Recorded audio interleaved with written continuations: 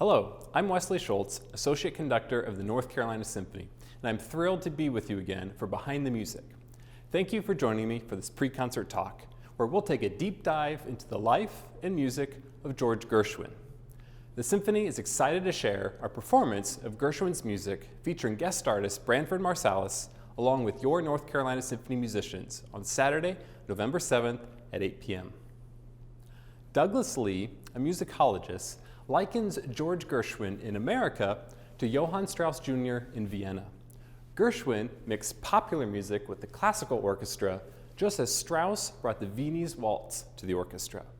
In other words, both Strauss Jr. and Gershwin helped to create new styles of music by combining the old with the new. Growing up in the first part of the 20th century, Gershwin made it big through popular song, musical theater, jazz, and jazz-infused orchestral works. He achieved worldwide fame when Rhapsody in Blue, his concerto-like work for piano and jazz orchestra, made him an overnight sensation when it premiered at Paul Whiteman's Experiment in Modern Music on February 12, 1924. For today's discussion of George Gershwin, I'm going to look at three aspects of Gershwin: his upbringing and early influences, how he got his start composing popular music, and we'll end with a look at some of the music on today's program. George Gershwin was born in Brooklyn on September 28, 1898, to Russian immigrants who had moved to New York several years earlier. Russian, Yiddish, and English were all spoken in the home. George's parents worked hard to take care of the family of six. George's father, Morris, was an enterprising type and engaged in various lines of work, including as a leather worker, shoemaker, cigar salesman, and bookkeeper.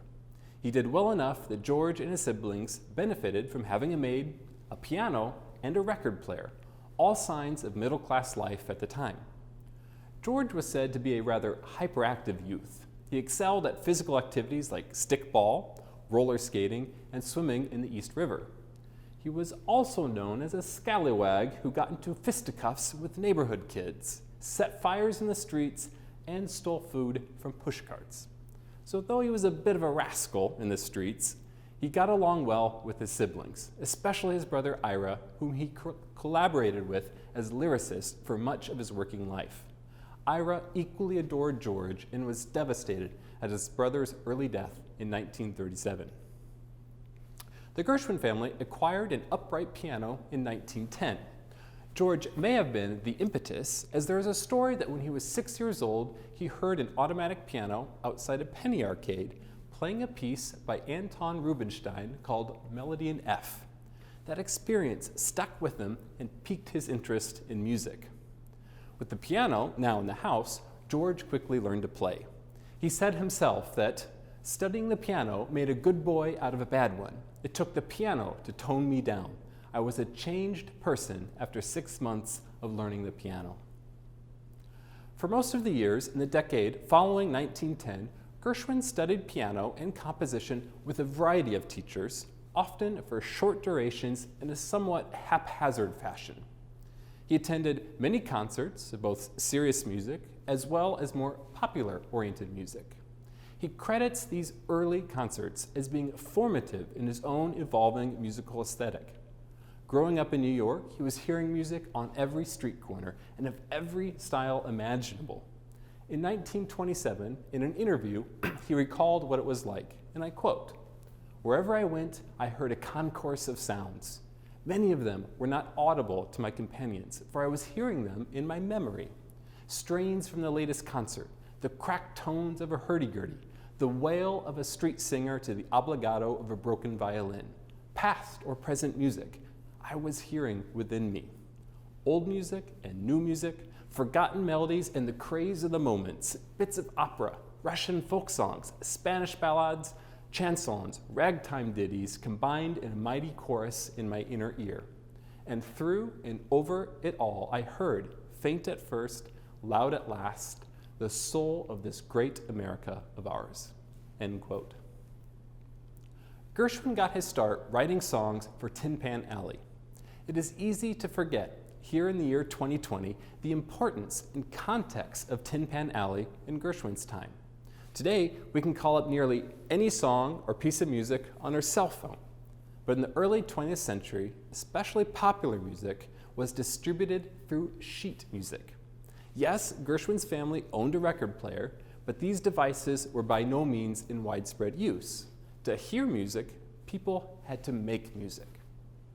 Tin Pan Alley is a set of buildings in New York, now a historic landmark on West 28th Street between 5th and 6th Avenue in the Flower District, and in Gershwin's time were occupied by various music publishers.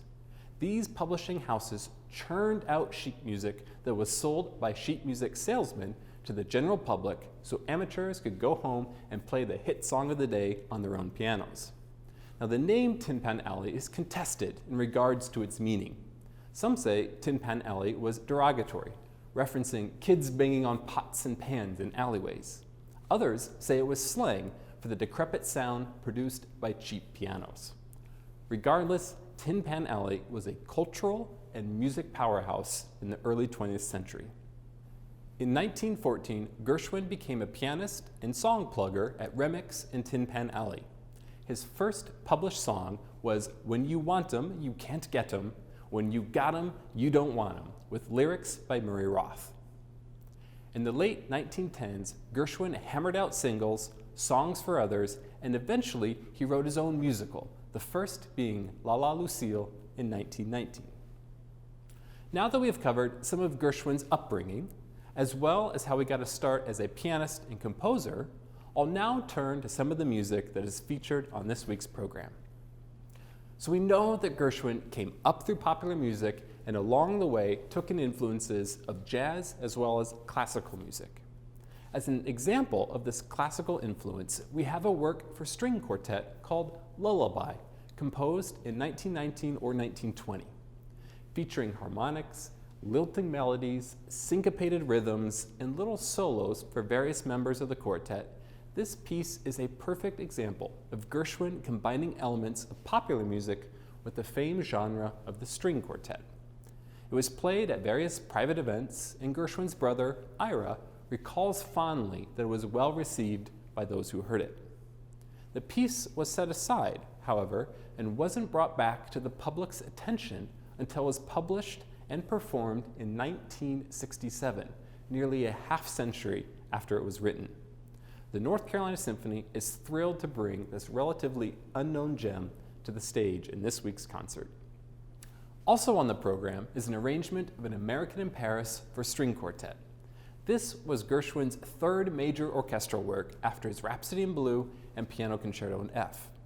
I mentioned earlier Gershwin's haphazard training as a pianist and composer. On account of this uneven level of study, Gershwin struggled with orchestration, taking the music in his mind and sorting it out on paper for the various instruments of the orchestra. So when he was thinking about composing An American in Paris, he initially sought help from other composers. But in stunning succession, he was turned down by no less than 4 titans of classical music, 3 of which were French or spent considerable time in France, including Maurice Ravel, Nadia Boulanger, Arnold Schoenberg, and Igor Stravinsky.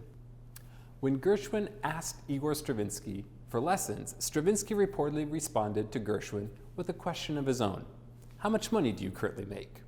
When Gershwin told him it was in the 6 figures, Stravinsky replied, "I should be studying with you." Nonetheless, Gershwin set to work, and An American in Paris became his first purely orchestral work. In a 1934 radio show, Gershwin provided a helpful summary of what the music was about, and I now quote Gershwin. "This piece describes an American's visit to the gay and beautiful city of Paris. We see him sauntering down the Champs-Élysées, walking stick in hand, tilted straw hat, drinking in the sights and other things as well. We see the effect of the French wine, which makes him homesick for America. And that's where the blues begin.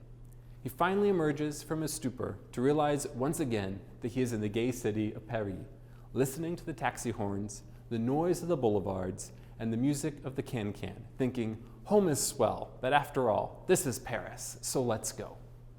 End quote.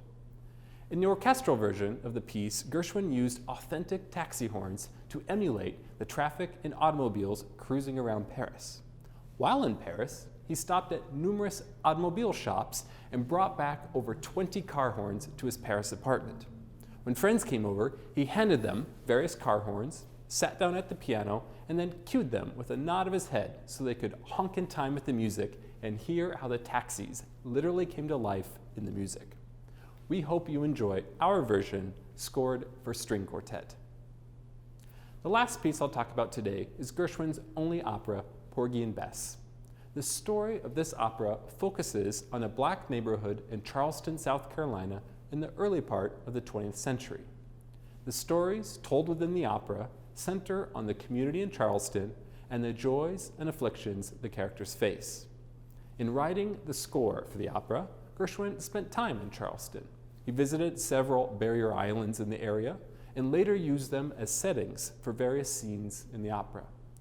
During one visit, it's reported that Gershwin joined in a local meeting of shouting. Shouting is a complex combination of dance rhythms that are beat out by the hands and feet. Experiences such as this influenced him as he composed. Our brass musicians here at the North Carolina Symphony will perform some of the hit songs from Porgy and Bess, including Summertime and It Ain't Necessarily So. Thank you for joining me in this discussion of George Gershwin and his music. I hope that you're looking forward to the North Carolina Symphony's performance with saxophonist extraordinaire Branford Marsalis, along with your North Carolina Symphony musicians. The concert streams on Saturday, November 7th at 8 p.m. and will be available for 10 days following.